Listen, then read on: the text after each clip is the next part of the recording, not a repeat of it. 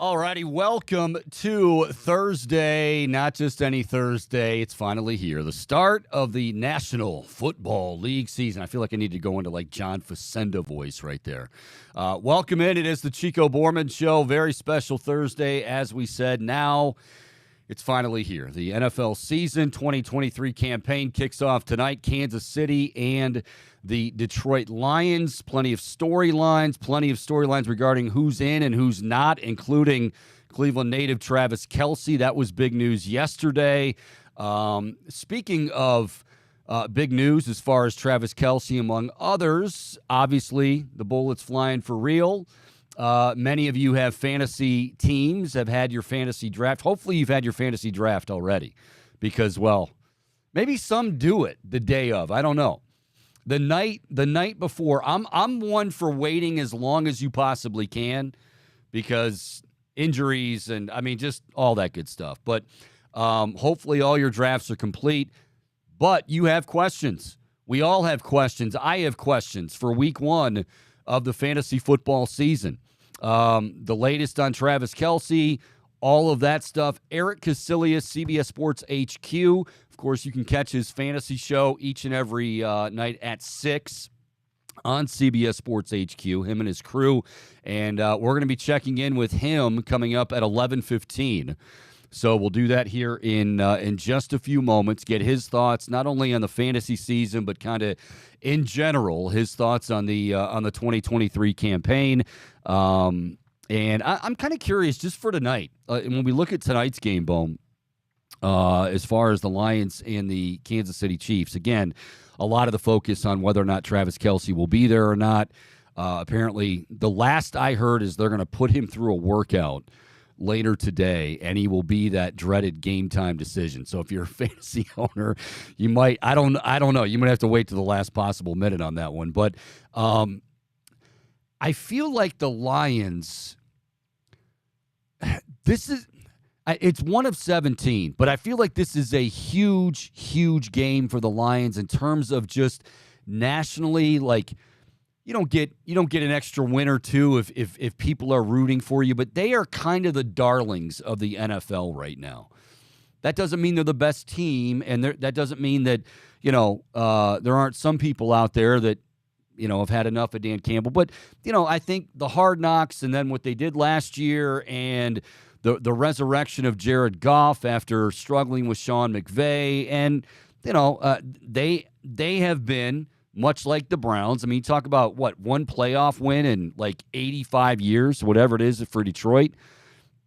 They are kind of the lovable losers. The Browns had that title a few years ago, and when they did make the postseason, granted in the COVID year, but when they did make the postseason and then they beat the Steelers, I think you had a lot of folks nationally that, I'm not saying openly rooting for the Browns, but they were a rootable team. You could, you could get behind the Browns because, that city's been there. Their football fans have been through hell, and good for the Browns. They're finally getting it together after 20 years of misery.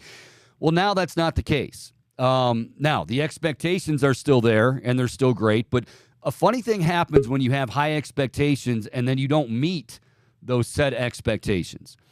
And that is that, nationally, they just kind of roll their eyes. Well, then you've got, Deshaun Watson coming in, right? And with Deshaun Watson coming aboard, not a very popular decision in terms of the general public. Again, even for some fans here in Cleveland. So the Browns had that kind of the rootable, lovable losers, whatever label you want to call it, a few years ago. I feel like Detroit is that team now. But it's kind of that, if you get blown out, okay, it's only one game, but if you get blown out on national television to open the season, I mean, all the eyeballs are on this game. And everybody wants to see a good game. We all want to see a great game. I think every single time we turn on the tube, we want to see a great football game. The NFL especially does too. But will it be that? Will it live up to the hype? I guess if I'm gonna phrase it right, will the Lions, seemingly this is the storyline, will the Lions live up to their end of the bargain? Now again, there are injury concerns, and a big one in the form of Travis Kelce. And we'll talk to Eric Casillas from CBS Sports HQ here momentarily in about 5-10 minutes. But, what's the latest on Kelce? Chris Jones will not play. That is a huge impact on that defensive side of the ball. So, I want to see, and hopefully we get a great game. Does it have all the makings possibly for a shootout? Yes, it does. And you want to see, the stars on display. Hopefully that includes Kelce. But I feel like for the Lions, that they are now that rooting interest for those that either don't have a dog in the fight or do have a dog in the fight. And, there's somebody else that on the back burner that you're kind of, I'd like to see them do well. And I think Dan Campbell and the Detroit Lions kind of fit that bill. Bohm, would you agree as we head into tonight's 2023 season? Yeah, Chico, I think that is fair to say. I think, obviously, you talked about how Hard Knocks was such an endearing insight into that roster. And then also just Dan Campbell, like his passion. You see it reverberate in press conferences, and I think you see how, the way that his team is able to rally around him. And I think that there's a lot of reasons to love them. There's a lot of comeback stories. There's a lot of up-and-comers. And Jared Goff is a big example, right? His resurgence after leaving L.A. in sort of an ugly fashion. And I think the biggest one, along with those, not to interrupt you, but the biggest one is that this is a team, and Cleveland fans can relate to this. They haven't done anything for, one playoff win in forever. So, when a lot of times we'll hear other cities and other fan bases say, oh, man, you don't know how bad it is. And, okay, spare us. We're, come on. Costanza. Pardon me, but I'm George Costanza, Lord of the Idiots. We know how bad it is. But the Lions and their fan base truly knows how bad it is.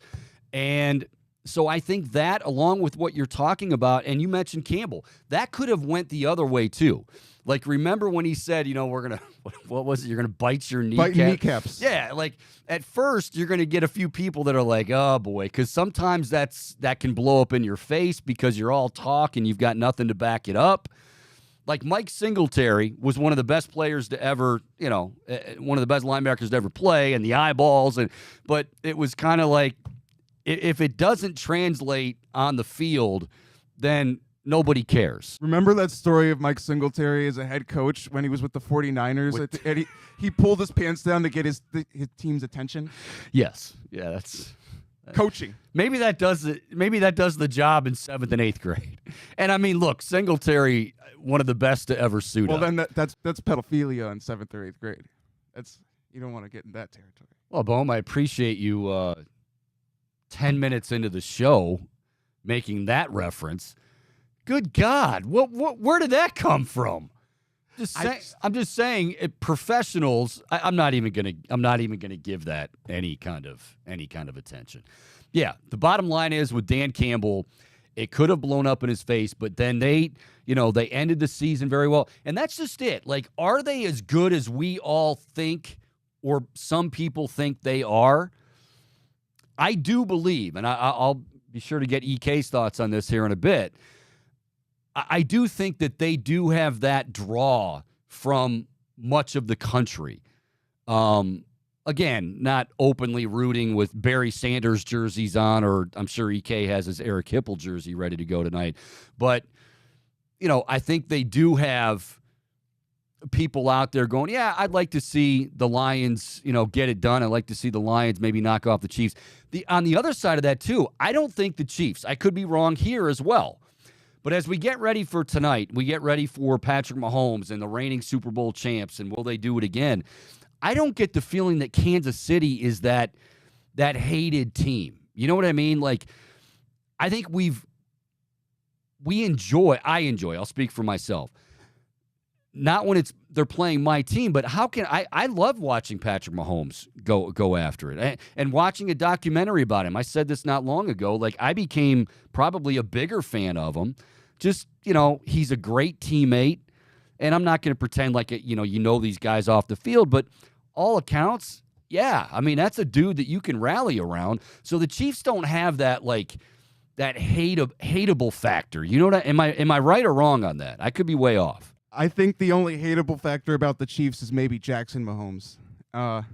Everything else, we are. You're really on a roll today, Paul. His brother. I'm throwing flames. Okay, this morning here. It's hot in here, Chico. It is. But no. So I think it is exciting to watch because it feels like we're witnessing history. It reminds me a lot of watching LeBron when he was with the Cavs, and it felt like you didn't want to miss a game because something historic could happen every time.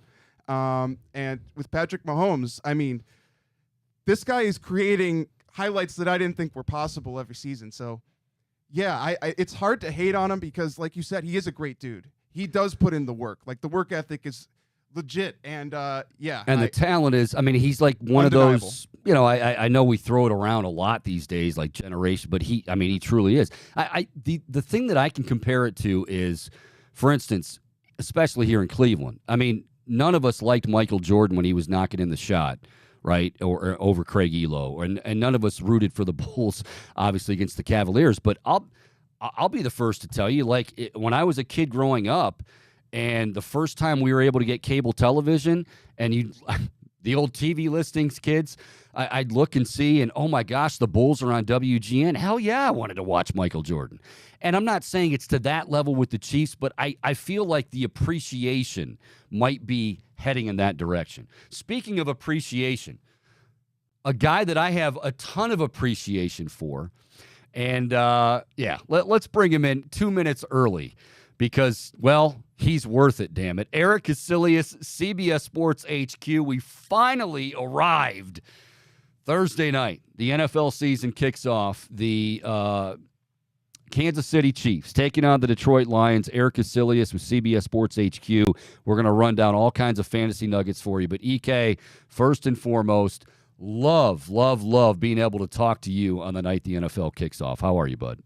By the way, anybody who had pedophilia mentioned in the first 10 minutes is a winner. Anybody who came out of the gate with being told how hot it is, Bohm is hot. I mean, those are all winners of the bingo chips. You guys are rolling today already. And I'm glad I got in early today. And I'd like to think that, I had a little bit of momentum going. And then, and this is what I love about Bohm. He has, we all have our good days and bad days. I guess, I don't know if it's good or bad. It's just a Bohm day. But I'm rolling with something, and then all of a sudden he drops that on me. How do you, EK, you've been doing this a long time. How do you, back in the day, if Stats or one of your producers would have dropped that on you, how do you even try to segue or recover from that? You can't. My God, you can't. I mean, that is just driving Boom. The show into a bridge abutment. There are certain words but that's what's funny about it, right? Yes. I mean, that's what he did. But I Yes. mean, we're already there. So we hate Jackson Mahomes. The word pedophilia has come up, and Bone is already warm. it's flame already. I mean, and we're like 8 minutes into the show, And he's and he's sweating. not. He's sweating profusely. I mean, can you imagine when this guy is like hour 3 in, drenched in sweat, like he just got out of the shower? I mean, he is going to be that kind of sarcastic, angry, bitter that is just radio gold. This is what we and I are used to here at Big Play Sports, and of course the Chico Bormann Show. All right, EK, you probably heard a little bit eavesdropping until maybe you turned it off after the pedophilia comment. I don't know, but I was talking about Kansas City. I was talking about Detroit, and there's plenty of storylines here. We'll get to Kelsey and all that good stuff. Are you with me that as far as the Lions, that they seem to have that? Maybe that rootability, that whatever you want to call it, the national attention from others that, I wouldn't mind seeing the Lions do well and Dan Campbell do well. I think there was more of it last year coming in off of Hard Knocks. True. I don't think they're unlikable. I think this year they're kind of forgotten. But I think your point is holding that if they get off to a good start and they got a shot to make the playoffs, or if they show up in a playoff game, yeah, why not? If my team's not in it, why not root for the Lions? I mean, Dan Campbell seems like a nice guy. They seem like they had a nice staff. They had some guys that seemed to be, they really have anybody who was obnoxious or turned you off. I mean, they're singing Billie Jean at the rookie show. They've never won. They kind of have a cool logo. Sure, okay, I'll go with the Lions if my team's out of it. I get exactly what you're saying. Okay, so let's try to get to brass tacks, and all of this is speculation because, well, I mean, obviously this is why they play the games. But they do have some concerns when you look at, okay, Amon-Ra St. Brown is incredible, and I have him on a few of my fantasy teams, which we'll get to in a moment. But do they have enough threats without him? And the running game, it's intriguing, but they did do a wholesale switch. Are there concerns for the Lions where maybe, we think they could be better than they actually will be this year? Well, I think part of the reason people like the Lions is they kind of look at the rest of that division. And nobody ever believes in Kirk Cousins, right? I mean, I've made a lot of money betting on Kirk Cousins because the public hates him, right? He's a nerd. He's doing stupid things. He's singing in the high school choir. Yeah, and he's not – that's what it is. You saw a quarterback, right? This guy is an I did. I like that, by the way. Cunningham as an NFL quarterback. Richie Cunningham cut that bone. He's great. He's so underrated as a player. His offensive line stinks. His defense stinks. And he won 13 games last year. I mean, if other guys did that, we'd be saying, should we fit him for a gold jacket? But because it's Kirk Cousins, we go, oh, well, it doesn't really count. I mean, we used to argue if he was better than Dak Prescott. I mean, come on. Kirk Cousins is the top 7, 8, or 9 guy in the world at the position. But people still hate Minnesota. They also don't think Green Bay's ready. I mean, Jordan Love, we'll see. And the Bears were the worst team in the sport last year. They were on the clock. So I think a lot of people are picking Detroit sort of kind of, all right, who else am I going to go with there? Because they did have a nice year last year. The defense was way better second half. The offense is very good. Their offensive coordinator is going to be a head coach next year. Ben Johnson, he's terrific. And that's really what makes that engine go. Yeah, I got to touch on the Vikings quickly because, and I saw that documentary as well. That's another reason I mentioned Mahomes a little bit earlier. Like, I came away from that doc liking him more and Kirk more. But I will say this, Minnesota, I think, alienated a lot of people because they had so many wins last year. And I don't want to say like they let people down because I'm not even sure a lot of people even believed in them when they had the 13 wins. And now it's like, nah, I mean, they've got defense, they're revamping.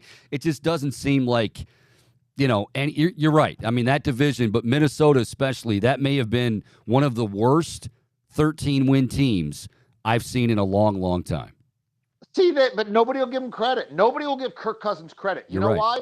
He dragged the rest of that roster. It is Justin Jefferson and friends. And Kirk Cousins, who was great last year. And if you look at his numbers, if I don't show you the name at the top and I just show you the stats, you're going to go, that guy's great.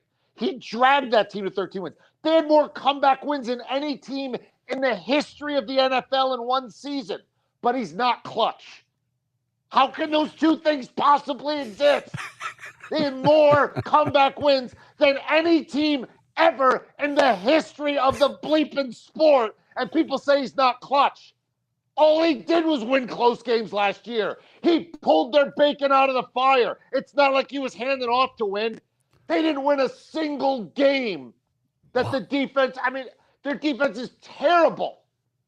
Terrible. I don't think, and by the way, I really enjoyed not only Kirk in that documentary, his wife was very, elegant, and you might be more adamant and for the praise of Kirk Cousins than even Mrs. Cousins. I mean, you're really you're emotional. Listen to me. This is what I'm saying. I don't love Kirk Cousins. I love facts and logic. That's what I love. I love facts and I love logic. And if anybody wants to come at me at Kirk Cousins, I am going to hit them with a billy club of facts and logic. Again, every game they lost last year, they gave up 30 or more. Basically, if the defense could hold anybody under 30, Cousins found a way to win it. But he's not clutch, and he's overrated. Sure he is. Sure he is. There aren't 5 guys walking the planet that would have won 13 games if the other 52 guys were those 52 guys like there. They're not 5. There's Burrow, there's Mahomes, there's Josh Allen. You got to pick 1 or 2. That's the whole list. That's it. But he's not clutch. By the way, he's won a road playoff game in New Orleans. You looked at not clutch. All right, Eric Casillas, he is in mid-season form. I mean, think about the 20 minutes I just had. Fired up today. We got, Bohm's dropping all kinds of buzzwords here. We've got EK absolutely on fire coming out of the gate. It must be the start of the NFL season, and it is tonight as Kansas City and Detroit do battle. We will get to some fantasy here in just a moment, so hang tight, and you can get me your questions at Chico Show CLE.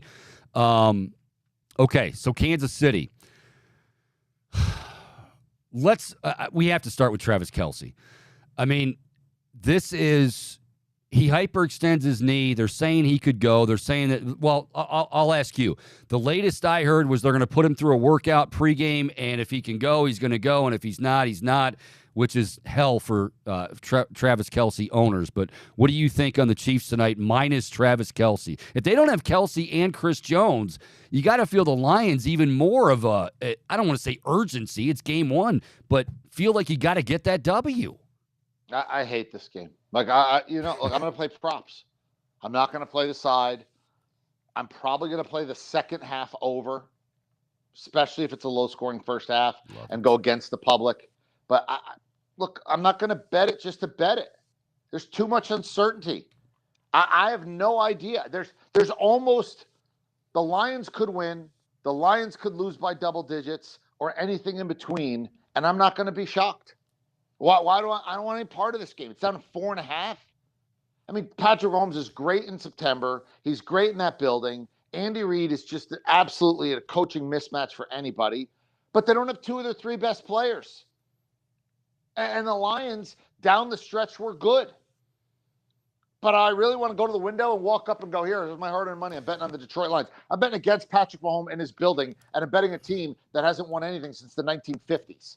I can't do that either. I don't want any part of that. I'm going to bet props in this game. I'm going to bet the props. So I'm curious, because now that you say that, it's an interesting point you bring up.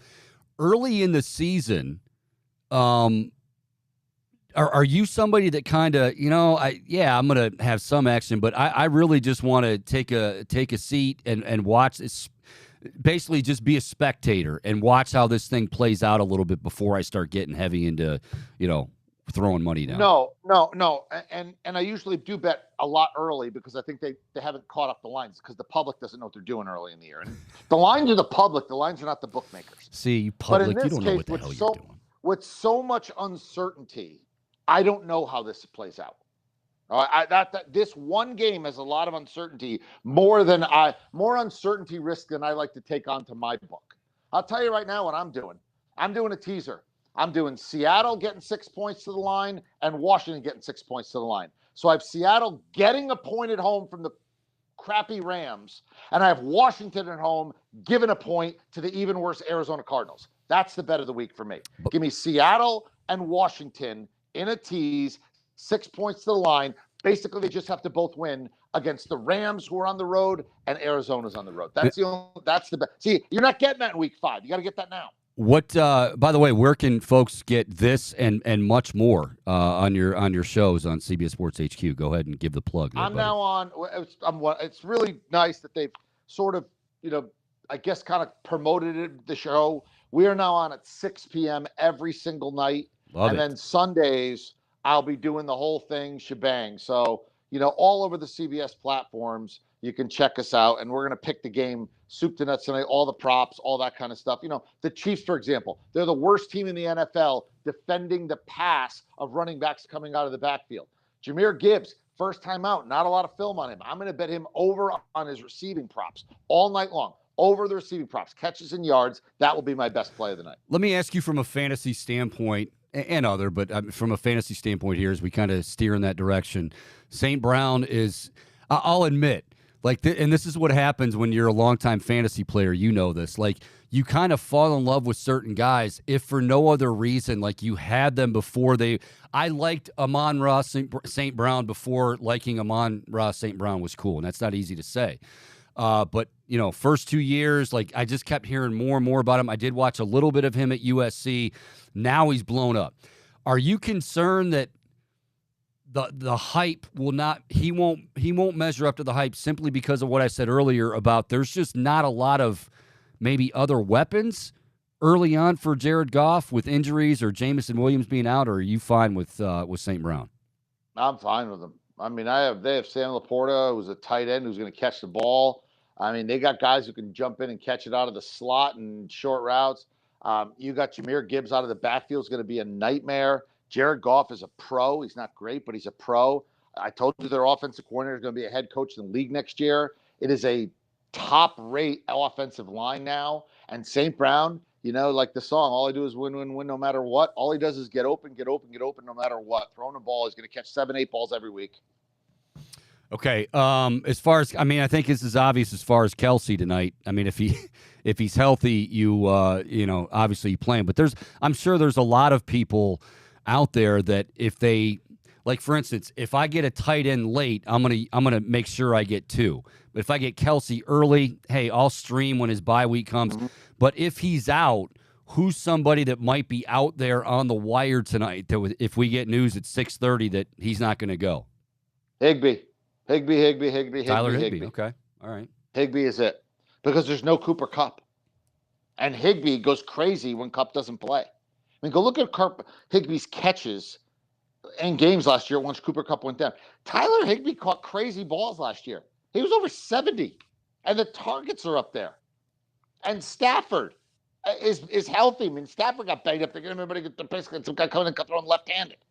I mean, when you have Stafford and no Kupp, Higbee is incredibly viable. Here's my bold. Higbee will be one of the top 6 tight ends this week. Ooh, okay. Now, what about, as far as the Rams go, because I actually heard somebody say this not long ago, and I know McVay and his magic, and some of it's maybe worn off, or the nostalgia of Sean McVay's worn off, but somebody actually said they think they can make the playoffs, and I'm like, are you, especially if Cooper Kupp, we don't know what the status is going to be moving forward, he's getting up there, whatever. The Rams could be terrible this year. Am I missing something? They could be awful this year. I think they are going to be awful. They're one of my best under bets of the season, as we were talking about them in August. The one thing, if you want me to sort of be their lawyer and make the case for it, is, I mean, look, they do get Arizona twice, right? The NFC stinks. There's not a 7th team in the NFC. And if Matthew Stafford can somehow stay healthy and they get a couple bounce of the balls their way, they beat Arizona twice, split with Seattle. Maybe they get San Francisco. I think they have them the last week. Don't quote me. But maybe San Francisco doesn't need the game the second time they play them. And maybe they become last year's Giants. That's about it. We're talking to Eric Casillas. He is with CBS Sports HQ. Did we lose him?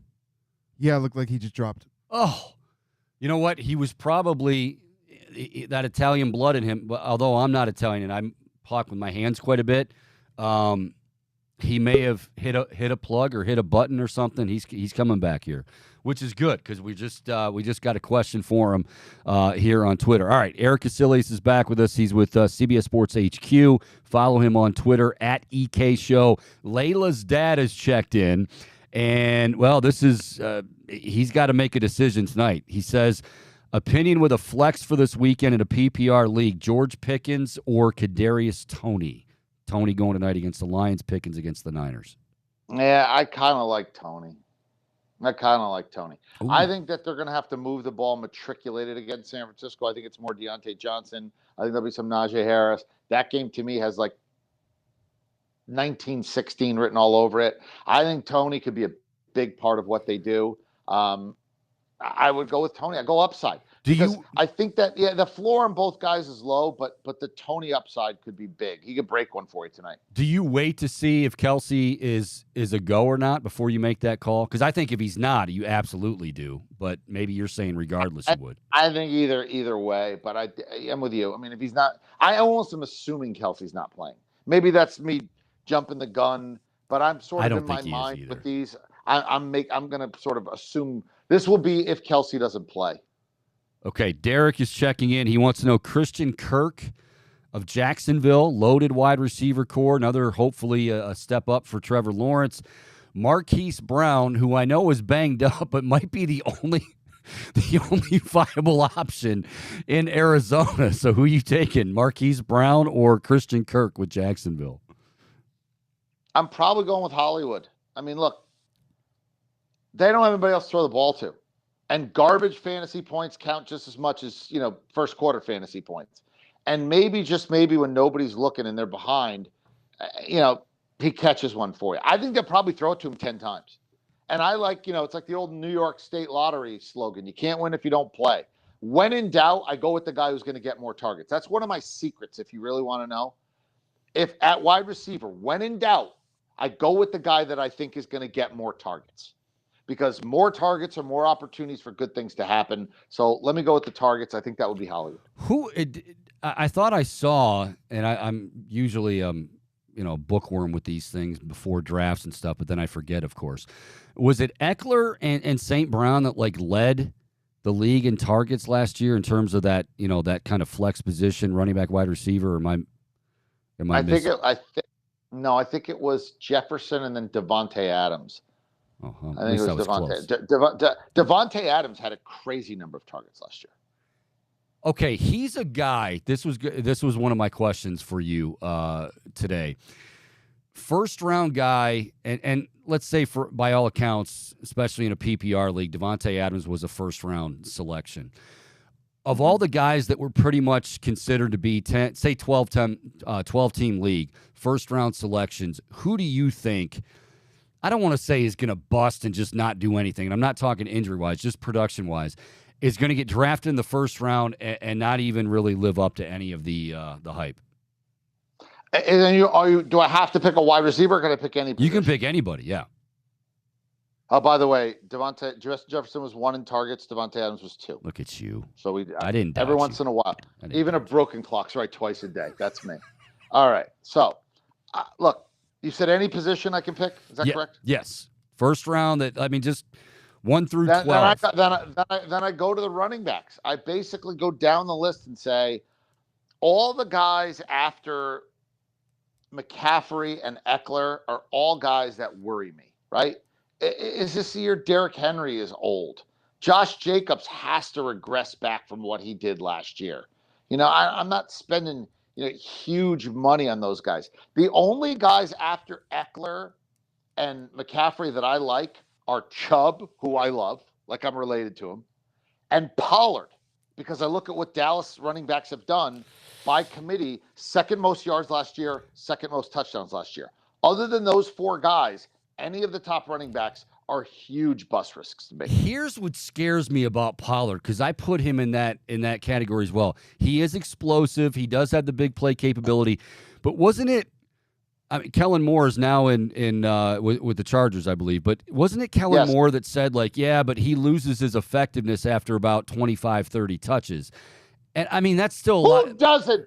Other than Derrick Henry, who doesn't? But I mean, he made a point to say the drop off is pretty extreme. Like he's one of those guys that he's got explosiveness, but you got to kind of monitor. And if I'm monitoring carries, that kind of goes against what you said about targets and everything, or maybe not. I don't know. If I'm going to get 25 touches a week, that's going to be plenty. That's fine. Yeah. Okay. 25 touches a week for 17 games. By the way, if we do quick math, that's 450 touches. Nobody's getting that. Okay. Nobody's getting that. Let me throw a question out about Nick Chubb, because he certainly around here, obviously topic of conversation. But one of the things I'm hearing a lot of in preparation for Sunday and just the season, Deshaun Watson, while he was in Houston and even now, like he thrives kind of out of the shotgun and really a lot of empty sets. So my first question, anyone's first question here in Cleveland is, so what, Nick Chubb's not going to be in the field? No. They're saying Nick Chubb's going to be on the field. Even 3rd down and 5, he might not be behind Deshaun Watson, but he's going to be on the line of scrimmage somewhere, slot, wide. Is Nick Chubb as a first-round selection, like I know you said you like him, but are you a little bit nervous in terms of the offense and not really knowing? He's not going to have that, it would seem as though, that traditional running back role, but you're shaking your head. You don't seem to be too concerned. I ain't worried about that guy at all. There's certain guys you got to worry about in this life. That ain't one of them. I mean, that guy's the goods. Yeah, I'm booking that guy for 1,300 yards. I'm booking that guy for at least 9 touchdowns. I mean, that guy's going to be a productive player. I mean, is he going to have a huge year, like catching the ball too? Because we're not used to seeing. It doesn't mean he can't do it. I mean, we've seen him make some big plays through the air, but it feels like, maybe I'm wrong, but it feels like they're going to be running him a lot. Like you're not going to see him in the backfield as much as we have. I don't know if that's good or bad. Anywhere you get him on the field, he's a mismatch. I get that. But from a fantasy standpoint, that doesn't – actually, it's probably better because then you're talking points per reception and all that good stuff, right? And you know what? If he's off the field on some 3rd and 5s, that's fine. Because if they make it, who's coming right back on the field? Nick Chubb. Yeah, that's true. To start 1st and 10. I just – look, there are other guys you'll point out and I'll be like, yeah, I've always been like, I don't really love that guy. Nick Chubb is a guy I love this year. Again, I would rank him 3rd and Pollard 4th in my running backs. I'm not a Saquon guy this year. I'm never taking a rookie and as building my team around a rookie. I know one of these years some rookie will go crazy, but I saw it last year at Breece Hall. It's hard for these guys to hold up. I mean, Bijan Robinson is never going to be on my team. Maybe next year, but not this year. There's just too many running backs that can get hurt. Remember, 1/3 of these guys go down with injury at that position. So that's why I never go 1st-round running back. Okay, so I'm nervous doing this, and I it's totally my fault if this bombs. But Bohm, you had a fantasy draft last night. You're not off to you're off to They haven't even played yet. How can he be off to a bad start? You're off. He's off to a start show-wise, EK. Show-wise. Yeah. Well, you know what? Bohm just calls that Thursday. What he did to start the show, that ain't a bad start. That's Thursday. That's what he calls that. He's not wrong. Bohm, do you have a question for EK as far as any of your leagues? As a matter of fact, I do have a question, EK. I'm wondering what your expectations are from a fantasy standpoint for the rookie quarterbacks this year. Who do you expect of the big 3 to have the most success? Ooh. None. But if I had to take one, I would take Richardson because there's upside there. And maybe he does what Justin Fields did. But really none. I mean, their props in Las Vegas are so low, it's embarrassing. CJ Stroud's touchdown passes are 17.5 for the year. Wow. Bryce Young's, they're 22.5. Right? These guys are basically saying they are unplayable fantasy players because neither of those guys are going to run. So the only one that should have any fantasy relevance, unless they absolutely shatter their Vegas props, would be Richardson. Okay, I have a question, Bohm. You said you were in a super league. Is that Superflex? Superflex. So are you I don't want to be old man give me, because I love PPR and all that, but I don't know about where you play 2 quarterbacks. What do you think of those leagues? I don't love the Superflex league, but there are certain things with the standard stuff that I don't like either. Like I will not play in a league where the touchdown pass is 4 points. Don't waste my time. Yeah, you seriously do. Don't. That is a big one. I'm just not doing it. I mean, I'm not playing in a league where a guy who runs for a few yards is more valuable than Jared Goff and Kirk Cousins and Tua Tagovailoa and all these other guys. I mean, just stop it. It becomes, I want my fantasy to look like real football. I want my rankings to look like how I would rank them if I were a GM, or at least as close as possible. And 4 points for a touchdown pass completely throws that out the window. And then nobody cares about quarterbacks. I mean, it's the most important position in sports, and we start drafting them in the 6th round. It's a stupid way to do things. Make it 6 points for a touchdown pass. Be big boy about it, please. There's no league that plays for real money that plays 4 points for a touchdown pass, because that's a training wheels league. Okay, so I know you got to go here, and that's fine. Give us, I'm not going to say like Super Bowl predict. Just are the Browns? How does the AFC North go, and do the Browns get in the postseason? Okay, I think the Ravens are very overrated, and I'm picking the Ravens. I bet against the Ravens and against Lamar Jackson basically at every turn. The Steelers, I don't like their roster, but their schedule is like, you're like, really? This is it? Are you kidding me? So the Steelers are going to be a team I'm going to pound against next year. Like, for example, New England, I wanted to bet on. They have the toughest schedule in the NFL. I rank them the hardest schedule in the NFL. So next year, I'm going to hammer New England on the over. But right now, I look and say, I think this is going to be Cincinnati 1, Cleveland 2, and I think Baltimore and Pittsburgh will be 3 and 4. I think the top 2 make the playoffs. I think Cleveland is a 10-win team. They go 10 and 7, and they're a wild card. One of those wins this Sunday, yay or nay? In Cleveland. Sure. Yeah, that a baby. They're That a home. baby. That's it. Look Sure. at him. He knows how to play to the home crowd, kind of. All right. Yes. Not as good as Bohm with his, pedophilia drops or whatever the hell he's talking about and how warm he is. But, EK, it is always fun. By the way, can I make a suggestion? Yes, please. Please don't say those two things right back to back. Yeah, I know. But why does Bohm put me in that position? Why does Bohm put me in that position? You need a pause before you, just a sentence in between. You need a transition where you can't just say those two things right out of the gate. See what he's done? You see what he's done? Eric Casilius, CBS Sports HQ. Tonight at 6 p.m., you're going to have the latest. You guys have the latest on Kelsey. You have the latest on who to start, who to sit, and all the prop bets, everything. Check him out and follow him on Twitter at EK Show. Hair looks fantastic. Wipe that brow again. Get that makeup going, and we'll be looking for you tonight. Thank you, pal. Yeah. All right, Eric Casilius, CBS Sports HQ. I will say, Bohm, I've worked with you many, many times. I have never had a start to the show. I don't even, we've had stretches, we've had segments of the show where you've kind of thrown me for a loop. Nothing like that to start the show. I don't know. I talked about Singletary, for God's sake, and you brought up the P word. You said it was something that they would do in front of 7th or 8th graders. No, I said as far as motivating, I was talking about in terms of trying to motivate players. You don't motivate guys at the professional level with stupid stuff like that. That's what I was saying. I had nothing to do with that. Come on, Bohm. I heard what I heard. Oh, you heard what you heard, all right. All right, listen, we're going to take a quick break so I can recover from that. Good stuff from Eric Casilius. By the way, he's going to be each and every Thursday here on the Chico Bormann Show. We're going to come back with Fair or Foul. Just afternoon, James Rapine is going to join us live from Cincinnati as the Bengals get set to take on the Browns. The latest on Joey Burrow, who's looking very good. And I'm kind of curious about the whole contract thing, too. I'm just curious what the buzz is down there. But we'll be breaking that down with James. And we've got a very special programming announcement coming your way at 12:20. Write that down. Boom, write that down. 12:20. Here on the Chico Bormann Show on the Big Play Sports Network, we've got a big programming announcement. I'm excited to tell about this. We're all excited about it, and now you're going to be excited about it coming up here in about 40 minutes or so. It's Chico Bormann Show. More to come right here on the Big Play Sports Network. Don't go anywhere.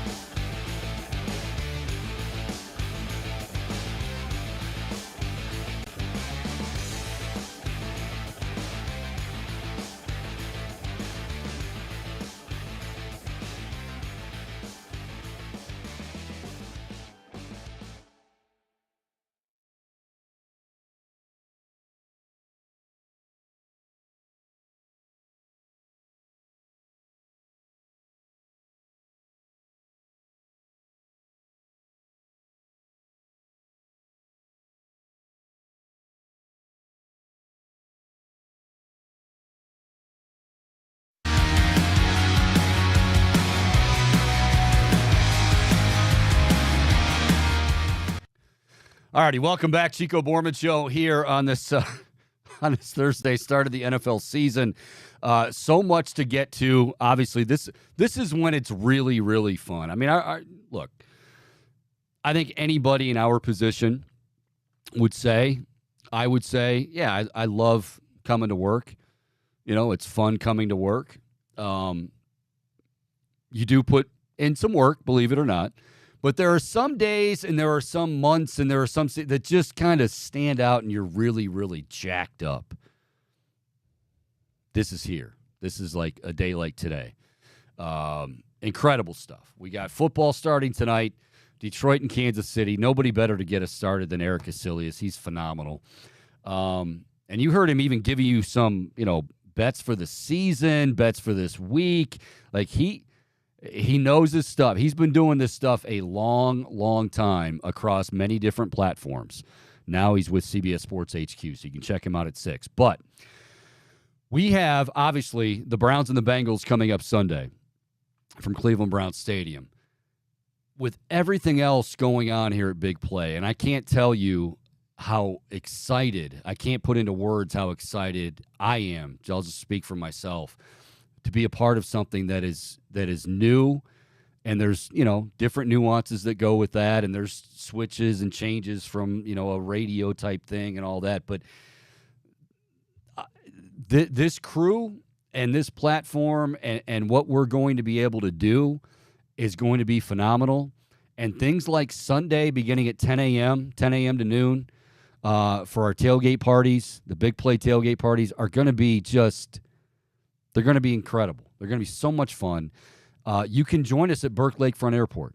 Sunday, you can get there. We go on at 10. It'll be a show, and we'll be breaking down the game, obviously. We'll go around the AFC North. We'll have predictions. Think kind of college game day. We're going to have a guest picker, Bohm. It won't be Bohm because I don't know what we don't know what Bohm might say. And because it's a Sunday, we got to be extra careful. Bohm can't be dropping bombs like he dropped last segment. By the way, the guy out in the hallway, the worker, he was like, "Yeah, what was going on in there?"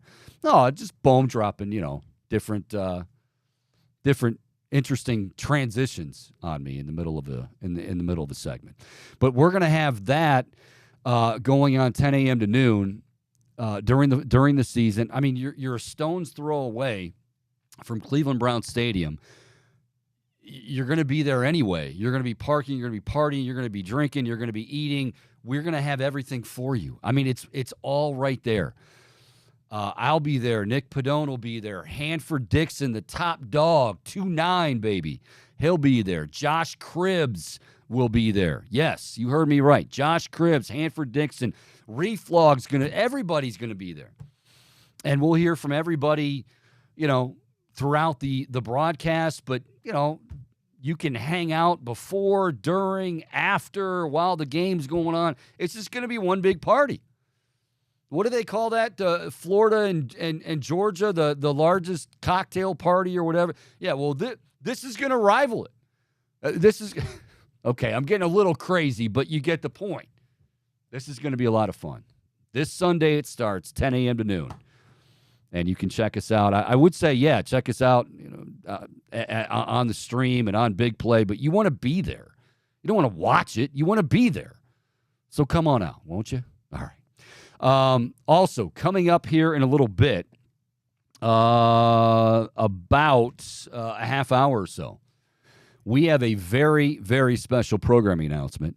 Now, I think some of it may have leaked out, which is okay. These things happen. We have social media now. It's tough to keep things on the down low. But we have a very special programming announcement coming up at 12:20, and you don't want to miss that.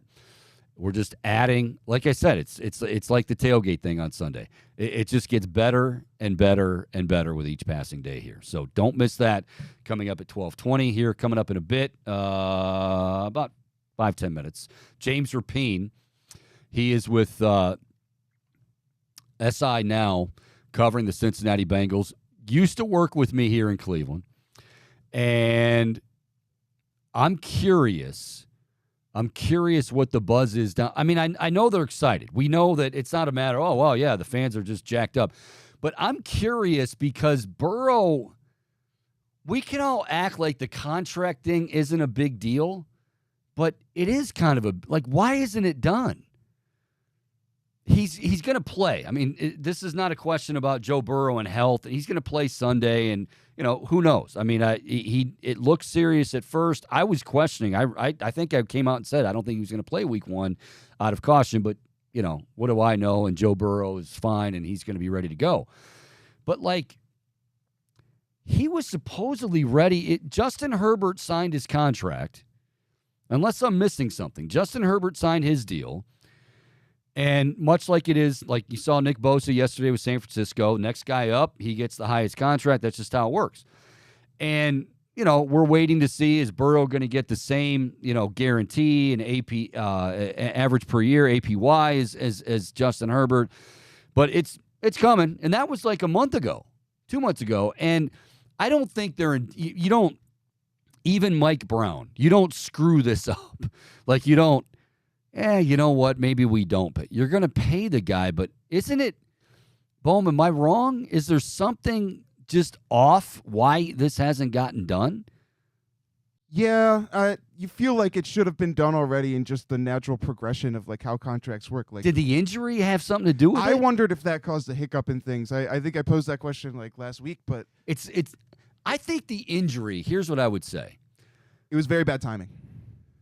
Yeah, but I think the injury kind of gave, and I hope this wasn't the case. And again, I know you don't live in Cleveland, you live in Cincinnati. I despise the Bengals from way back, but they've done well. Obviously, it all starts and ends with Joe Burrow, that draft choice, and they've turned things around, and good for them, seriously. But I don't know if it's on Burrow's side. I don't know if it's the Bengals. I feel like it was probably the Bengals because maybe they wanted to see oh gosh, is this anything serious? But they knew pretty much right away it's a calf strain. It's, I think, second degree, whatever, and he's going to be fine. But we'll have James Rapine on here in a moment. I will say this. The big news yesterday, and I said this at the beginning of the show, and then we got word late. Denzel Ward did practice. Denzel Ward will play. Boom, I'm going to say this right now, and some people might not like me saying it because I'm supposed to say, well, Denzel Ward or not, the Browns are winning by 80. I don't think they can win the game if Denzel Ward is unavailable. We don't have to worry about that. He will be available. They will be at home. I think the one matchup I'm looking forward to, really, really looking forward to, is Cincinnati brought in a new left tackle. Right? Orlando Brown Jr. And by all accounts, I mean, he's good. I think he's a better run blocker than he is pass blocker. But, see, that's just it. He's not going to be able to ease into this thing because old 95's going to be lined up against him. And it's like, okay, hey, bud, we gave you the money. We certainly paid you very handsomely. Now we just need you to go out and try to stop. And I know, yeah, we chip him and we double team, but you got other guys now to worry about.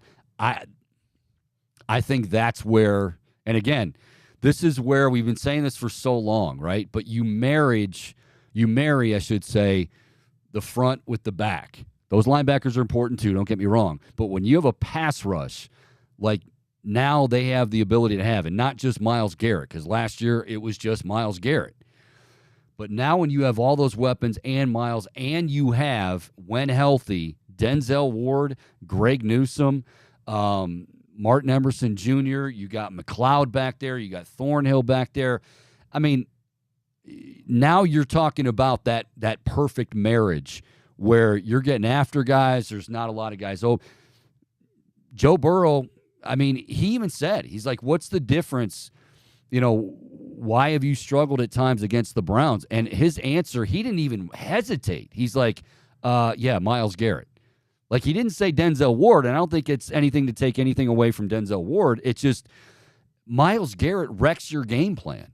And Myles Garrett on Sunday, you want to talk about you're at the rodeo and you're letting him out of the stable. And he's coming out, and I mean that's going to be Miles. And again, it's not like he's going to go unnoticed. We know that they're going to have all kinds of protections, but you can only do so much. You can only focus on one guy so much. And now when you look at what they've added, and Zadarius Smith on the other side, and just Jim Schwartz calling the defense, Jim Schwartz being aggressive, like they're going to have to answer. You can't you. That's a situation, and I'm not saying Cincinnati wants to or will try to, but you can't hide. I mean, obviously, there are going to be times when that guy's just on an island, and it's 95 against him.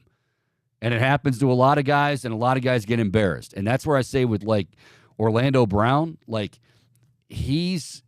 I've never seen anyone as athletic as far as bend, like just getting so low to the ground and still being able to maintain balance as Myles Garrett. I haven't seen it.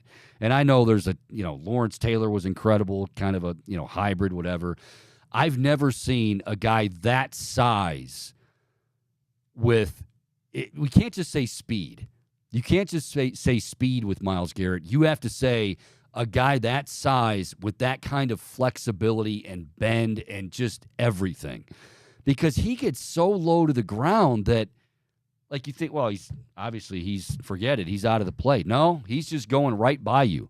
And if he's got to go a little wider, that's fine. He'll make up for it with that burst to the quarterback. He's incredible. But now, like, you talk, and we've been wanting to see this. We've been thinking we were going to see this for a while. And we didn't because, well, Myles didn't have help like we thought he might on the line. The secondary had some injuries, or you just had the secondary miscommunicating, and you had schemes that were not working out as far as Joe Woods is concerned. And now all of that seemingly is gone. And you still got to go out there. You still got to prove it. You still got to do it. But, like, now, I mean, Andrew Berry, I've said this many times, and I'll say it again.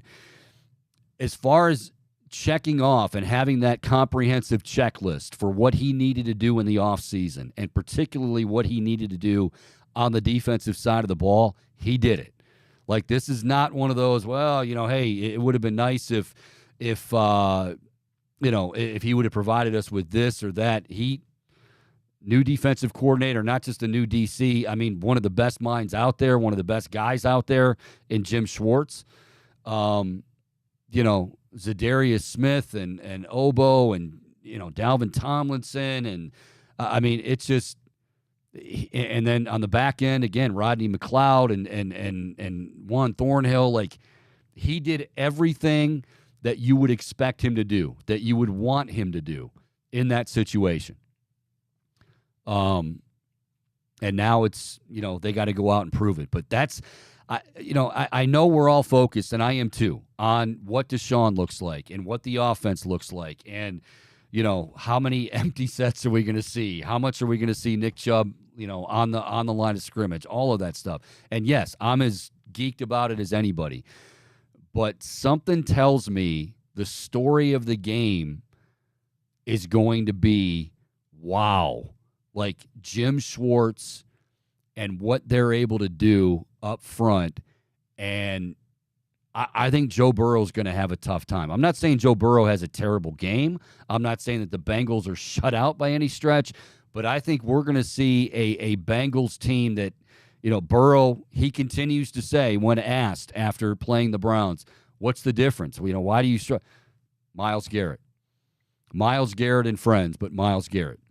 And I think that's going to be the storyline come late Sunday afternoon and on into Monday. All right, we are awaiting James Rapine. Hopefully he is somewhere out there. I'll tell you what we'll do. Why don't we take a quick break? We'll try to get him hooked up. Hopefully everything technically is sound. But James Rapine with SI.com covering the Bengals down in Cincinnati. He will join us next. The Chico Bormann Show. More to come right here on the Big Play Sports Network.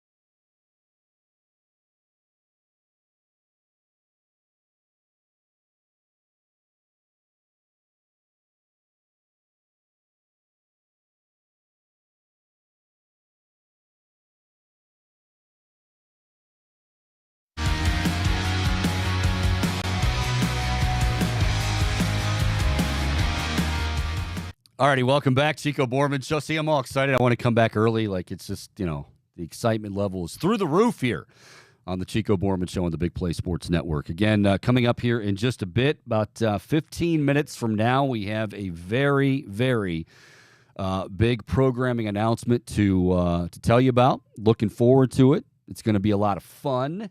And, wow, you got...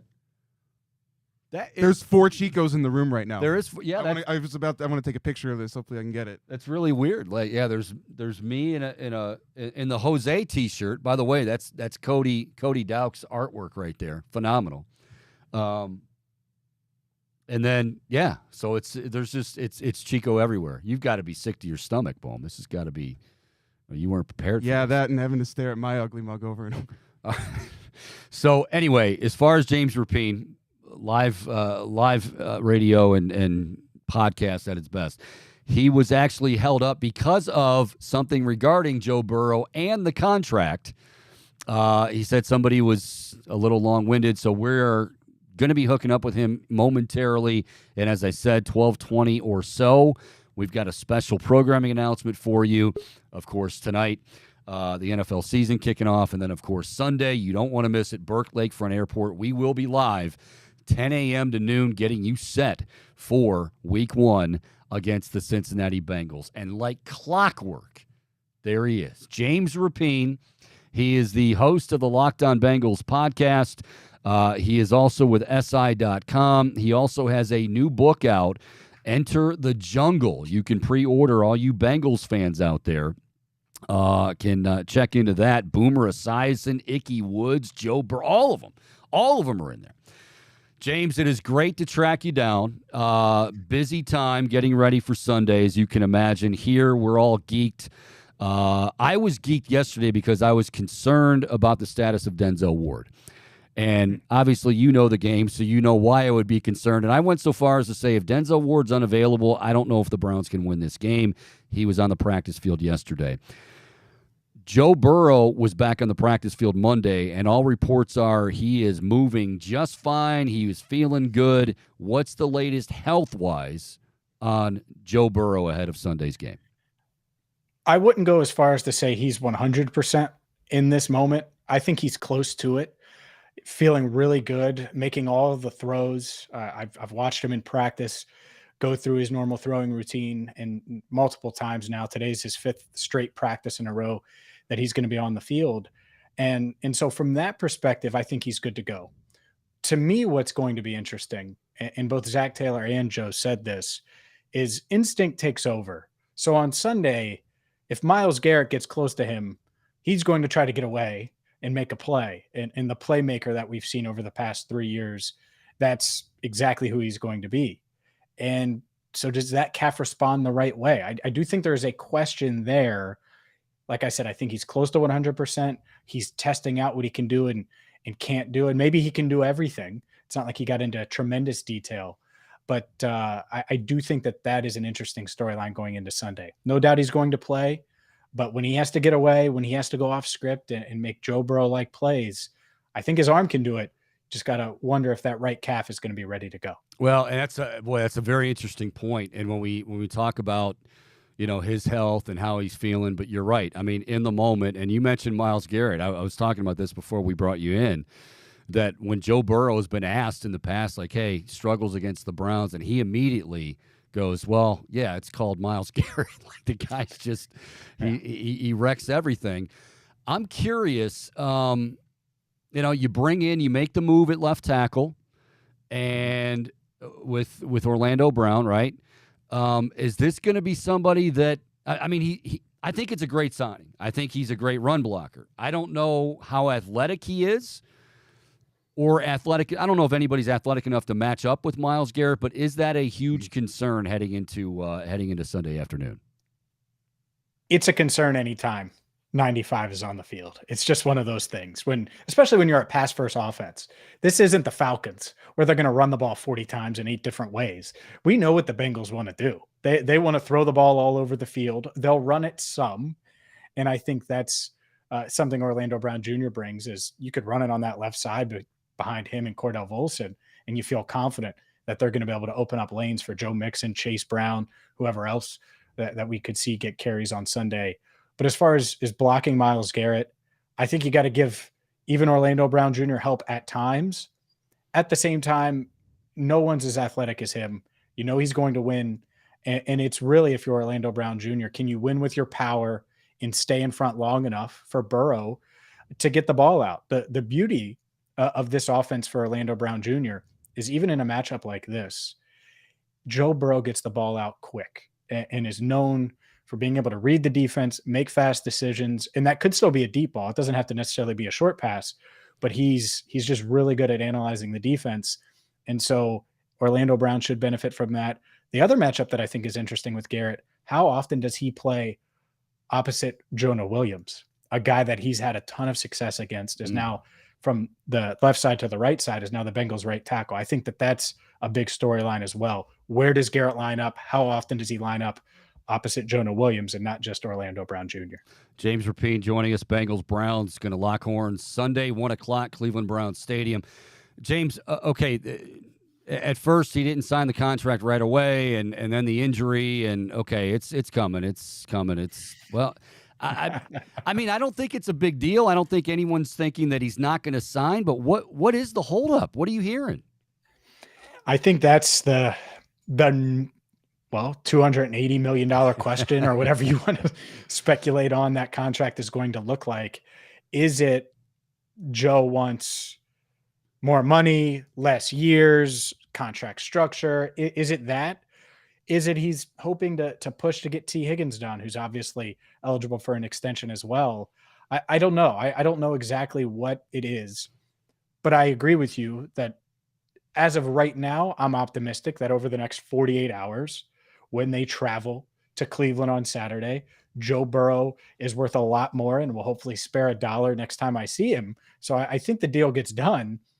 At the same time, if they land on Saturday in Cleveland, and it's a very short flight, I wish I could take their flight instead of drive up 71 like I'm going to. You've got a private jet. You don't have to worry about That's right. Private jet called a Toyota Corolla. The thing is if that's the case, well, then does it get done? Because the one takeaway I had from, well, there were many, but the main takeaway contract wise I had from Joe was he was like, okay, I'm not worried about it. I'm not going to apply pressure. I'm going to go out there and continue to play well. So like in his mind, it's like, you know how much I'm worth. And so what is the sticking point? I think they're close. Odds are they get something done. At the same time, until it gets done, I get all of the questions, all of the speculation, because it is that big of a deal. And if we get to Sunday and it's not done, regardless of what the reason is or logic is, it is a bad look. Yeah. And it isn't going to feel great for anybody involved, including first and foremost the franchise. So and I know it's always dangerous for me to read between the lines or, anything for that matter, but is it fair to say from what you're saying that this is more, I mean, two sides have to come together, but that it's more on the Bengals side than Burrow's side? I mean, because I think as far as the money, it's pretty, okay, this is what Herbert got, this is what you're going to get. I know you mentioned T. Higgins, but this feels like it's Cincinnati being a little bit hesitant, and you're right, that is not a good look with this guy. I think, to me, the pressure is on the Bengals to get it done. Yeah. Joe Burrow's Joe Burrow. He's valuable to like 30 franchises, and maybe there's some fan bases that would debate that, but like he would be a plug and play starter in a lot of places. So I think he views it as, all right. So the question is, what's the sticking point? And by the way, if it's a years thing and the Bengals are trying to lock him up for more years and they're just trying to see if Burrow blinks, I do get that. I totally understand trying to sign him to a 7-year extension, not a 5-year extension like Herbert or Hurts got. I also don't think Burrow's going to do that. But if you want to play poker a little longer, I don't think it's insulting to, because you're right. The money's in line. And so what is it? 54 million average annual value. We kind of know what the guarantees will be. You give him more than Herbert, you make him the highest paid NFL quarterback. Like all of those things seem like no brainers. So ultimately I think worst case, they default to that, but maybe they're just trying to get an extra year or two out of him and make it a little more team friendly structure wise. I don't know, but it is getting to crunch time, and I do think that the Bengals at some point will get this done over the next, I don't know, 48, certainly 72 hours. I don't think it goes into Sunday, but I think before they take off for Cleveland on that short flight, as I trudge up 71 in my Toyota Corolla, I think it'll be done. One last thing on the contract, and then we'll move on from it. Do we? Boy, I'm trying to think of how I want to word this. Do we?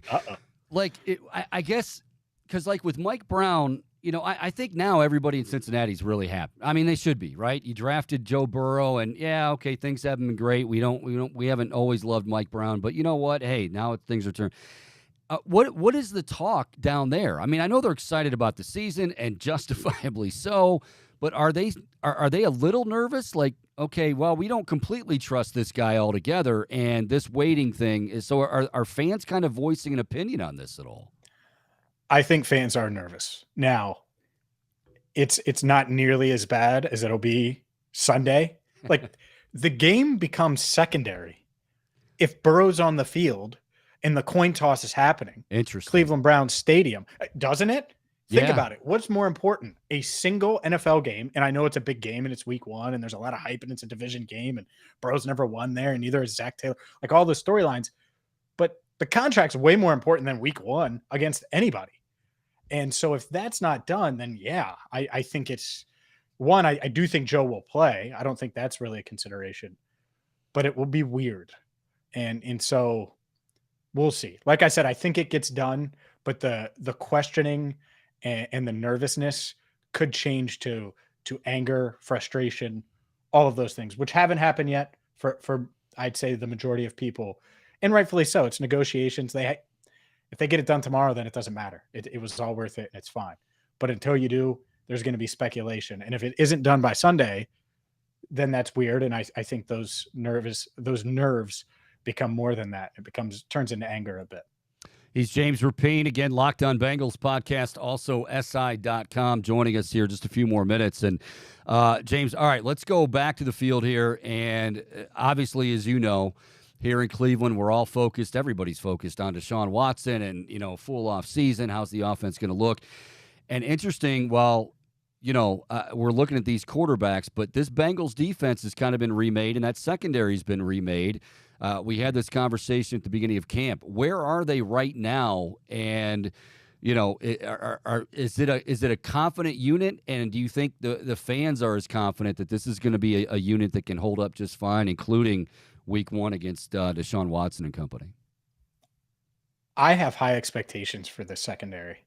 I do. I look at it, and Chidobe Awuzie has literally checked off every box you can imagine coming off of the torn ACL, and he's going to start on Sunday. And obviously, he suffered the injury against Cleveland on Halloween night and had the surgery in November, and was able to come back for the offseason program and do individual drills and workouts without a brace, which is just unbelievable to me because he's a cornerback. So he's stopping, starting, planning, side to side, all of those things. It's not like he was just running and jogging in a straight line. And so he's going to start, huge part of their secondary, obviously their top corner. You need someone like that with Amari Cooper. Cam Taylor-Britt, to me, has taken a step forward in year two. We'll see if it translates to the regular season, but I think he's poised for a big year. Mike Hilton, as steady as they come in the secondary. But let's be honest, what you're asking me about is the safety spot. Jesse Bates, Von Bell, those guys are out. They go to the NFC South. Dax Hill, the former first rounder out of Michigan, and Nick Scott, who started last year for the Rams. Those are your starting safeties. I think the Browns will try those guys on Sunday. Why wouldn't you? See how their communication is in a hostile environment. See how they're able to adapt on the fly. Maybe when you throw a wrinkle or two and you're throwing it deep to Elijah Moore, or maybe you dial up Amari Cooper deep early on. I would test them too. I'm confident in those two guys living up to it. But as far as the season goes, could there be a miscommunication or two on the road week one? I think that is a question mark. So I'm really confident in Dax Hill. I like what he brings. He's really versatile. Nick Scott is a solid veteran. So I think their secondary is going to be just fine. But I do think the Browns are going to test them on Sunday, especially early in that game. All right, last thing is I want to go over to the offense again for the Bengals because obviously we know Joe Burrow. Obviously we know Jamar Chase and T. Higgins. Joe Mixon's back. I don't want to say he underwhelmed last year, but I think at the start of the season we heard, oh, well, hey, it's not all on him. Maybe it's the offensive line. But he doesn't seem to have that explosiveness, at least. And not that he ever was extremely explosive, but he doesn't seem to have that same sort of burst. Is there a concern at all that, like, Joe Burrow and that offense being balanced or at least being able to have a solid running game, is that a concern at all heading into this season? I think they know they need to be two things on the ground. Efficient, which they were at times last year, right, and explosive, which they were not. Joe Mixon was not. I'm not sure if he's going to be this year, even with the revamped offensive line. Who knows? Maybe he is, and he flashes that potential. I also think that they're banking on fifth-round rookie Chase Brown to bring some explosion to that running back room. And they love him. They love the way he runs, love his attitude, his makeup. I think he's going to get carries on Sunday and be a factor. Not a ton, because I don't think they're going to run the ball 30 times or anything like that. But with dialing up the run here and there against Myles Garrett and Zadarius Smith and the interior that you guys added up there, I think that would make sense. So I do think that they need to be more explosive on the ground, and Chase Brown gives them that element. At the same time, Joe Mixon has a lot to prove, and so we'll see if he can do it, because you're right, it was a down year for him. I don't think anyone should shy away from that. At the same time, I think he's got a better offensive line in front of him, and so we'll see if he can go out there and play at a higher level. Okay, so you'll be making the trek, and people will be, I'm sure, on the side of the road here in Cleveland. We do miss you. I miss you. We'll be lined up on 71 waiting for your arrival. But will it be, because I haven't forgot about this. As I said, I do follow you, and I like your work. Game day tradition for you is Taylor Swift. Even despite Joe Burrow not being a fan, James Rapine is still a huge fan, a Swiftie, as they say. Is the entire trek, like when it's the game day soundtrack, and I think you do it even from like your home, and when it's a home game over to Cincinnati to stadium, is it an entire car ride of nothing but Taylor Swift, or do you have a little bit of a mixtape in there? I'll switch it up. There will be a Taylor probably hour, but anytime you're talking about a 3.5 hour drive or so, it's going to be a mixture. I might mix a pod in there, depending, and certainly a bunch of tunes. But on game day, on Sunday morning, when I'm walking from my hotel to Cleveland Browns Stadium, you better believe that that's exactly what's going to be in my earbuds. A little Taylor Swift, a little pregame. You get in the mood, you get ready for week one. There's no better way to do it. Joe Burrow can have his thing, and we agree on a lot. We can disagree on Taylor Swift. I'm fine with that. I'll be anxiously awaiting your arrival, and I might even, I'll tell you what, I've come a long way, Rapine. I might even spring for Skyline Chili for you, because you were able to, last second, I know a lot's going on with Joey B, so even forget about what you owe me from the bit. I might just treat you to Skyline Chili. How about that? If we go to Skyline, I'll buy, because I owe you. But I'm in. I'm always down for Skyline. Then I'm getting about 7 or 8 5-ways and chili dogs, and then a to-go order as well for Bohm, of course. See, the way my bank account is set up is it takes 3 to 7 business days to transfer the funds. So can you get it, and then I'll send you the money for the 8 3-ways later? Sure, and you're good for it. But you could probably on that. I'm sure on that private jet, you can probably just have that bad boy catered. I have no problem meeting you on the tarmac. We can eat there before the game. That's no problem. There you go. And it's a really nice tarmac for my Corolla. Come on. You can't just give me a normal tarmac. It's got to be special. So usually they have a red carpet, and it's one of those things. So we'll see. We'll see what color they roll with this week. Usually it's red, though. SI.com, Locked On Bengals podcast. I love talking to him, my former colleague, and he's got a book out, so check that out as well on the Bengals. Going to be fun on Sunday, buddy. Going to be a fun season. We appreciate you taking the time. We'll do it again soon, man. Of course, Chico. Appreciate you. All right, that is James Rapine. Love him. Taylor Swift. He is a Swiftie. He is a Swiftie, no doubt about it. Could just listen back to one of the Eras Tour shows. That might get you the whole way. Yeah.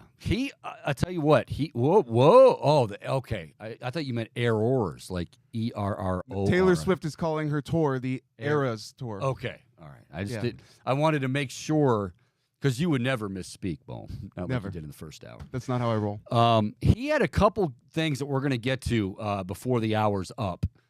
As far as the contract, which I thought was very, very interesting, something he said there in the middle of the interview. But we'll touch on that.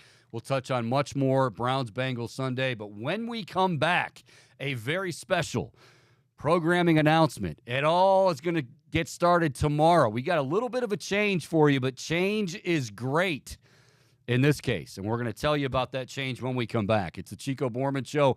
More to come right here on the Big Play Sports Network.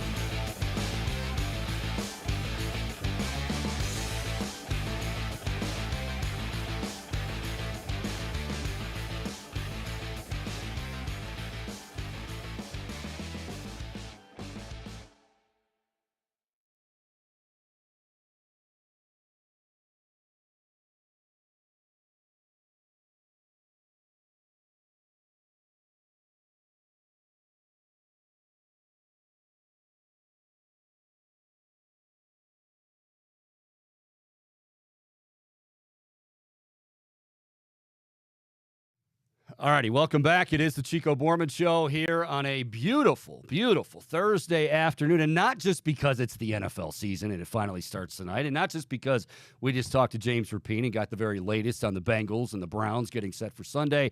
We've got a very special programming announcement. Wait a minute, he's on the screen. We didn't waste any time. Matt Fontana. You may remember him. I know you remember him. With 850, ESPN 850 WKNR. I will say this, Matt. Obviously, I was on a rival station, but I'm very familiar with your work.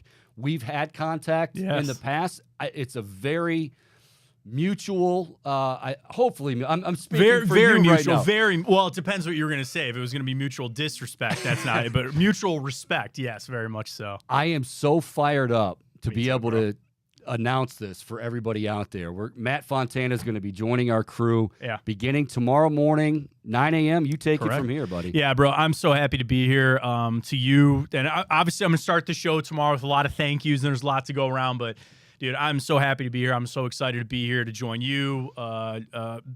It was funny seeing Bohm. Not that Bohm and I have done a show or two or a year and a half worth of shows together. But to join this crew for Dave and Ken, they were some of the first people I talked to, after everything. And just to be here to see what we're growing, to see what we're building. Just the lineup with you, with Josh, with Reflog, with Carpenter, with Schlegel, with Booby. I mean, it's absolutely insane right now. And I can't tell you how happy I am to be here. Well, again, I think you echo. It's funny hearing you say this now, and it's exactly what I said, and I'm still saying about being here is, I mean, of course, it's a transition, as far as, you're used to certain things on the radio dial and doing things a radio way, but things are changing in the media landscape. But in terms of what blew me away about Big Play, and I'm not just saying this because the suits are out there and whatever. Literally, right? Literally, like right out in the hallway. But it's a dedication. It's a vision. And look, we're in a day and age where a lot of it's corporate, and when you have people that understand what Cleveland is all about, and then they can be that driving force. That's what really just got me excited. I remember the first day I came up here and met with them, and I'm just like, this thing has incredible potential, and now to be able to add you to it is just awesome. Yeah, and I think the exciting thing is when we talk about the ever-evolving landscape, you mentioned it, there's a lot of great people, there's a lot of great things, and there's a lot of people we still have a lot of respect for, and it's really all driven by the fans, because what do they want? They want good content. They want to be able to listen, to talk, be able local sports. Like, I know you probably got this 1,000 times doing as long as I have, Chico, of people going, oh, local radio's dying, and I maintain never, especially local sports here in Cleveland, right? In Cleveland, where people are as diehard as they are and as much as people want, and knowing that we are just entering that world of, we know we have good content here between all the shows, between all the hosts, and we appreciate people that want to consume some of that content. And I think giving them the outlet to do it, where, back in the day you had TV and radio. Now, we know that's not the case, where there are just so many different ways to be able to find it. And I had somebody tell me this a long time ago, and surely I feel is you put out good content, people will find it.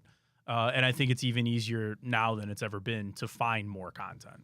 We got Matt Fontana with us. Is it called the Matt Fontana Show? It is. So it's like we went back and forth because obviously you've got a nickname. Like there's other nicknames. I don't really have one. So it just kind of evolved because all the other shows pretty much are, the Josh and Maria show and your show. And then obviously, Bernie's show. So I was like, it kind of just fits in with the name of just the Matt Fontana Show. The branding was there. But yeah, so we're going to start with that. I'm open to suggestions as always on some things, but we're going to start with that tomorrow. I think that's good flow. At least, see, here's the thing. I like the nickname's cool. I mean, I'm not going to go into the whole story, but I got it like 20 years ago in Erie, PA. But it once it sticks, and you can't get away from it. But it's telling that story. Yeah. And then having people actually think my real name, like on my birth certificate, is Chico. Yeah. And I'm like, no, that's not the case. So I mean, Matt Fontana flows. It's a good name. I think to Joe Montana. It works. It's up Fontana. there. Brian Fantana. It's all kind of a part of it. The branding part of it too, like of being able to do this for as long as I did, being in Cleveland, people recognize the name, they know the name. So we're gonna start with that. Again, I'm open to suggestions and I'm open to other things like coming down the road. I think tomorrow, the exciting thing is tomorrow is really just like that first step where I've been here a couple weeks now. We've already talked other shows, other things we want to do, which is exciting. So yeah, it's going to be a lot of fun. The Matt Fontana Show will debut tomorrow morning. It'll be 9 to 11 right here on the Big Play Sports Network. Your Twitter, so people can, they'll be able to stream you on Twitter. They will. So my Twitter is just at Matt Fontana 83, but then there is a show Twitter of Matt Fontana Show, and that's obviously where we're going to stream it on there. We'll also have it on the YouTube page. I know some of the other exciting things that we have coming as far as new streaming options for people out there too. But right now, get on Twitter at Matt Fontana 83. I'll always retweet it. Matt Fontana Show on YouTube and Twitter, and we'll take it from there. We'll get into obviously the Browns here in a moment because if you don't mind, I say you and I just chop it up. I'm here for you. Yeah. One thing I will say though, before we get into that, and you mentioned Cleveland, and you mentioned, I'm glad you brought up that point, because I've heard the same thing you have over and over again. Yeah, it's dying, and there's the radio, the sports talk medium. I mean, it's changing, not dying. But one thing I will say with Cleveland, and I grew up here, born here, moved away for a little bit, came back, but like, one thing I've always said to people who are not from here, and like, let's say you run into somebody in an airport, you're in a layover in Chicago, right? And somebody says, well, where are you from? And I'm like, oh, Cleveland. And they're like, oh, sorry, man. And I'm like, LeBron left. I'm like, yeah, a long time ago, but sure, that's what I always get. Anybody who's from here, anybody who is not even from here originally or spent any sort of time here, nobody is ever, and I mean this, I don't think anybody ever, I know I'm not, is ashamed to say, like, I want people to know that. Yeah. Like, yeah, okay, we know that the drive and the fumble, and and depending on what age you are and all that, but damn it, there's something special about this city, its people, and its sports, and that's why, to your point, it ain't ever going to die. I don't care what people say. No, and that's like, you have a lot of friends in this industry like I do, and not all of them work in Cleveland. And I have had people that have worked in other markets, and some serious markets that I go, well, they have an NFL team, and they all tell me, dude, I wish I had what you have in Cleveland. He goes, yeah, we have an NFL team or a baseball team or an NFL and basketball team, whatever. And they go, people don't really care. They have major college programs, don't really care. They go, the thirst and to have that audience that they actually care about the teams, they die for it. They really would. And that's why I think what we have is so special here. But it's also why, frankly, that we're afforded to do what we do here at Big Play, and like to be able to launch this, to take this giant leap, and to say there is an audience for it, that there are people out there that do want to watch it, that do want to consume this, that want to be a part of it. Because it'd be different if we were in another market where people really, they didn't have it, and they do. And that's why, again, to your point, it's changing, it's evolving, but it'll never change. And there's always the national element. There's always like, what's going on? But the vast majority of Cleveland sports fans, when they wake up in the morning, when they get on their coffee break mid-morning, they're on union coffee break, they get done with lunch, and they want to just tune in for 10 minutes or something, what do they want to talk? Browns, Guardians, Cavs, Ohio State. That's it. That's really what they want. They don't really care what's going on. Like, they care about Travis Kelce a little bit, but they don't. That's why there will always be something there for us to do and afford, thankfully, and very blessed to do so. People want what we're going to be able to give them. And those passionate fans, in addition to wanting that content, they want to see the Browns finally live up to expectations. It'd be nice. They want to see, another playoff appearance that isn't just a cameo and a sustain. What do you think? I will say this.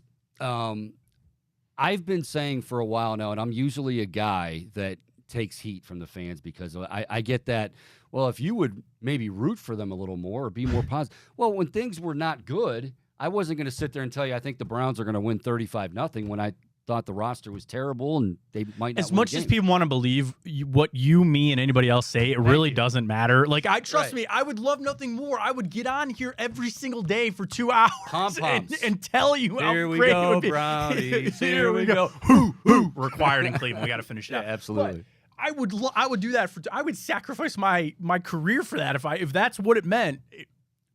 It has no bearing. Right. Trust me, it has no bearing. Yeah. And I think, like, and these fans, I mean, I obviously I love them. It's kind of, I'm gonna annoy them, they're gonna annoy me, but at the end of the day, we love each other because we love our team. But enough's enough. Yeah. Like, expectations. Let's do it. And the other thing, nationally, people are they're not the lovable losers anymore. Like, they're not that. They don't have that. Oh, well, it's been a while. The expectations have been there. They haven't been able to do it for a variety of different reasons. And then, like it or not, and everybody's entitled to their own opinion on Deshaun Watson, it's not going to go over real well. So the idea of having this national, let's go Browns, it's not there. That said, this fan base doesn't deserve what it's had over the last 2 decades. It's got to change, and it's got to change beginning this Sunday, hopefully. You know, and I think that's something too, Chico, that when you think about the difference of this team where, yes, the expectations are there, and I think Browns fans are also kind of understanding that there's a transition there of being a fan too, where for the vast majority of since the expansion, right? For a lot of fans, that's their biggest chunk, right? Since the expansion, every season was, well, we can sneak up on somebody here, maybe we'll win this, or all these unknowns, right? We don't have a starting left tackle. We don't know who our quarterback's going to be. This coach is on the hot seat. I'm not saying that there aren't questions around this team, but the biggest debate that people had this offseason was about a kicker, not the quarterback, not who your starting cornerback is. And granted, take what you want about Kevin Stefanski. I will say I think Kevin Stefanski's a good coach. I hope he can make it through this. But we know he doesn't make the playoffs this year. Probably is going to be the end. But, Chico, the kicker, not who you're playing quarterback, not, hey, we had to start these 2 rookies in training camp and we had to figure out who just sucked the least. And I didn't even see that coming. I mean, believe it or not, we're supposed to be ready for anything. Yeah. Not that we knew that he was going to be a storyline. Yeah. I didn't, like you, I didn't know he was going to be the storyline until the last preseason game. And it's kind of like, I'm not saying that got blown up because I get it. It's a big thing. It's if he misses a kick and you can't go to the playoffs, it changes your whole offense. I get it. But that tells you how different it was for Browns fans, where we had to go through a training camp where we had to make that the number. Well, like, we're in a training camp where we're so used to this giant story or just getting knocked nationally. We just this had to be it. And they got it figured out. Great. But now we start this season where there are legitimate expectations. Don't run from that, fans. And I don't think fans are running from it. You own that. There's a chance for disappointment. Well, that's playing the game. There's teams that get disappointed every year. But no, here's the thing. For Sunday, I'm excited. I'm not nervous. I'm not afraid. I am thoroughly excited to play a football game against a better team, because they are, and try to do something. And just see best on best. That's what it's no longer. They are going to kick the living crap out of us. Like, there's no prayer, or we're going to go there and we're just going to give a good effort. And by the second quarter, a lot of people are going to be heading back to the car in the parking lot to go home. That's not the case. This is something where they are who you want to be. It is best on best. I'm glad Joe Burrow is playing. I'm going to talk about that a lot tomorrow on my show. I'm glad he's playing. It's best on best. Go play it and see where it goes. Matt Fontana's show tomorrow debuts tomorrow morning, 9 to 11, right here on the Big Play Sports Network. So happy to not only have him today, but have him moving forward here with us at Big Play. You mentioned the kicker thing, and what it comes down to for me is, for the longest time, and this is where we go back to the days of, if you'd be more positive. Well, you know what? We were at a point where if a guy got a contract extension, meaning not only did they draft a guy, hopefully, but got it right, and he was good enough to deserve that was huge news. Let's be honest. And I'm not saying that as an exaggeration. That was big news. Well, now those days are long gone, and now, the little things that, it's not sexy to talk about. Well, if you can get a field goal before the end of the half, and then you get the ball to start the second half, and that's a 10-point swing. But those are the little things that, for teams that win and win consistently, pretty much year after year, they do those things. They don't have 12 men in the huddle after a timeout. And this is kind of, yes, the talent has even gotten better this year. Certainly, they put a lot of money at the quarterback position. But I think we've also seen you can have all the talent in the world. If you're not doing the little things, it ain't going to matter. Well, and I think that's the tough part is you talk about coaches, right? And again, I'm a believer in Kevin Stefanski, but there's kind of that Mark Jackson, Steve Kerr type thing where a lot of people think, all right, maybe you've gotten to this point and you need to bring somebody else in to kind of push you over that hump to really be the one to take this team where you want to go. I hope not. I really don't. I believe in Kevin Stefanski, but he knows as well as I do, he does not make the playoffs this year. I don't care if he goes 10-7 and missing the playoffs maybe, but still, we know he's probably not coming back. He doesn't make the playoffs. That's a lot of pressure, but it's also, it's where we're at. It's time to go. You've wasted, not you, but the organization or thing, but Myles Garrett's a year older. It's another year on Nick Chubb. Yeah. Well, all these positions that you look at and you don't have to worry about them, your team is built for the now. And then the problem is, even beyond that, and it's a little bougie Browns fan if you want to look at it, is just making like the playoffs enough? Like, you get bounced out in the wild card round, okay, that, but you made it. You got to I realize this myself as much as I can. Like, the AFC is a juggernaut. Yes. It is a gauntlet. Yes. Where if you look at the teams and rank a lot of the teams and however you want to do it, of who, not everybody's going to make it. Like, there is a world between Miami. Really, even how you look at it, Miami, the Jets, and Buffalo in the East, probably one of those teams is not going to make it. The Browns, the Ravens, the Bengals, one of those teams are probably not going to make it. Then you factor in the Chiefs. You talk about the Chargers. The Jags will run away with the AFC South. The AFC South sucks. But all of those, not everybody can make it. And that's the toughest part is you just try to make the playoffs. Then you got to say, okay, you made the playoffs. Oh, wait, now we're staring down the barrel of taking on L.A. You got to take on the Chargers. You got to take on the Bills in the playoffs. Like, it's a tough thing, and it just, go figure, Browns start to enter this era where they should be pretty good, and it's the toughest that the AFC's been in how long? Like, it's insane. And that's why, for me, I can't say, like, okay, if they win 10 games, this has been my stance on this. If the Browns win 10 games, and this is important, and there's not all this drama and BS stuff. And I'm talking, guys sniping at each other in the locker room about you missed that coverage, you missed this coverage, and then, obviously you got to avoid YouTube videos from parents. Social media, yeah, all that. Yeah, that's a good one too. That's very good advice from Matt Fontana, who will be joining us tomorrow morning at 9. Don't avoid the YouTube page though. Big Play and Chico Show. Don't avoid that YouTube, but the Browns need to avoid YouTube. Quick on his feet too. Did you notice that as soon as that left his mind, he's like, wait, don't avoid all YouTube. Yeah, that's our platform. Some parts of it. Yeah, I feel like I can't say, like even if they make it to the wild card round and they get, and I don't want to make it sound like I have no expectations. I do. Mm-hmm. I mean, because if they don't look, and we know what it looks like. I don't think there's a lot of gray area, right? Where it's like, well, we've seen a talented team not deliver. We've seen, teams like 2020. We knew there was talent, but wow, in the face of a pandemic, and they're able to do. That's overachieving. That's everybody on the same page. So we know what it does look like, and we know what it doesn't look like.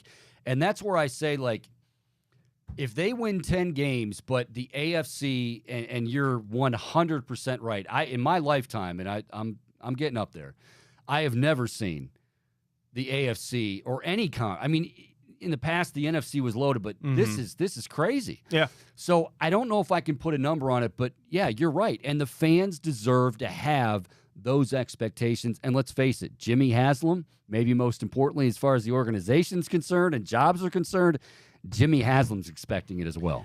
You've invested a lot of money. You've invested a lot of draft picks, and you've gone through a lot, like we were talking about. And it really has all come to this point. And this, let's call it for what it is. This is the pinnacle of Cleveland Browns football since they have been back in 1999. Now, were they building something in 2000 and 2001? Sure. I don't think it gets talked enough about Mr. Lerner passing away and what that impact certainly had, because I think they were building it there. Then you crash back down. You kind of had blips. I don't think Randy wanted it. Randy wanted nothing to do with this team. Yeah, you can't change any. That's just me as a Clevelander growing up, like watching it as a kid. Like, he didn't want it. I had nothing to want.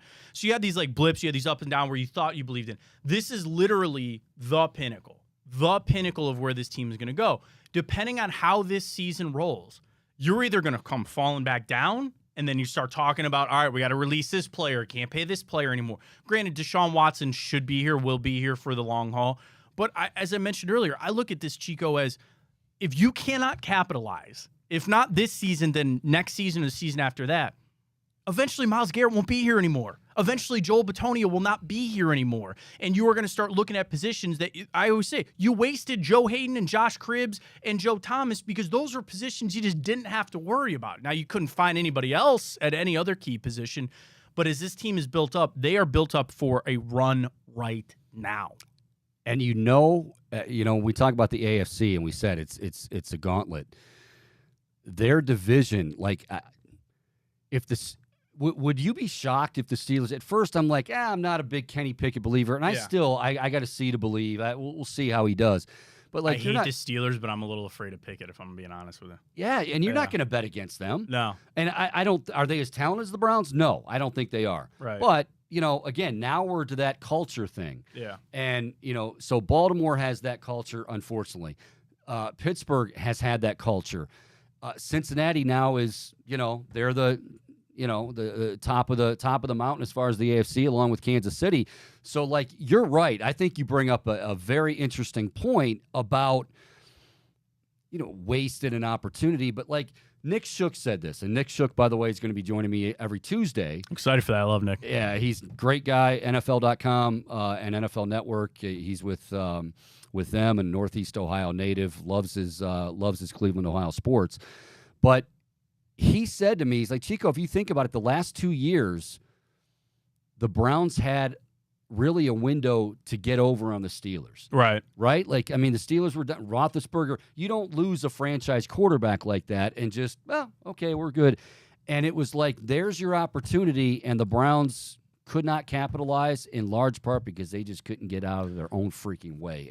And the quarterback position, yes, I'm not going to minimize that, but in large part they just couldn't get out of their own way. Well, and also I saw this, we talk about specifically the AFC North, where you could list literally any order and it's semi-believable. Like, it's Cincinnati finishing fourth. Yeah. Joe Burrow's calf.